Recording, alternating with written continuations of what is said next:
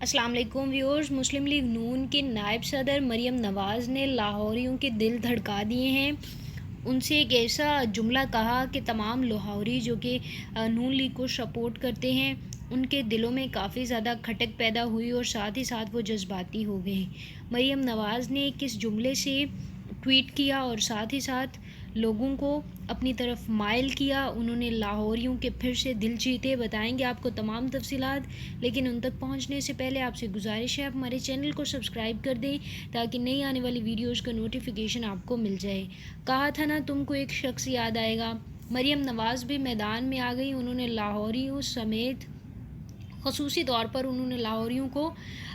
مخاطب کیا، ساتھ ہی ساتھ انہوں نے پورے پاکستان سے بات کی کہ میں نے پہلے بھی کہا تھا کہ تم کو ایک شخص یاد آئے گا، اور وہ بات کر رہی تھی اپنے والد صاحب نواز شریف کے بارے میں۔ ان کا مزید کہنا تھا کہ نواز شریف نے جو کوششیں کی اس ملک کے لیے وہ ناقابل فراموش ہیں اور عوام انہیں نہیں بھلا پائے گی۔ انہوں نے عمران خان کو کرونا وائرس پر حکمت عملی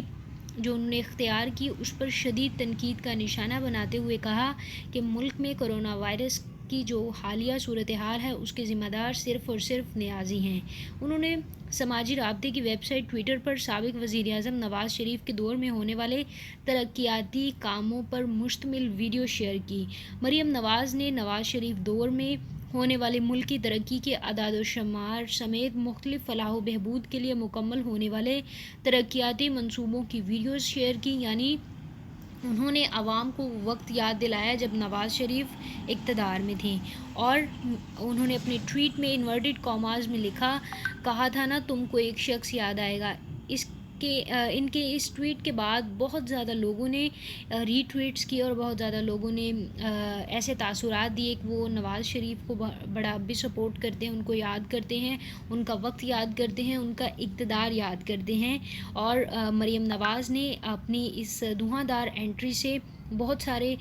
لوگوں کو اپنی طرف مائل کیا اور ساتھ ہی ساتھ انہیں بتایا کہ نواز شریف کے دور حکومت میں تمام ترقیاتی کام ہوئے تھے، لیکن اب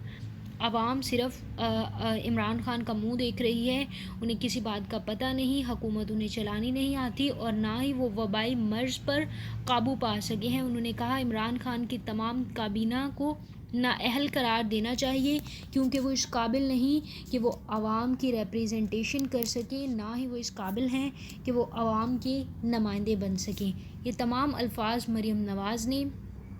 تحریک انصاف کی کابینہ کے لیے استعمال کی، ساتھ ہی ساتھ انہوں نے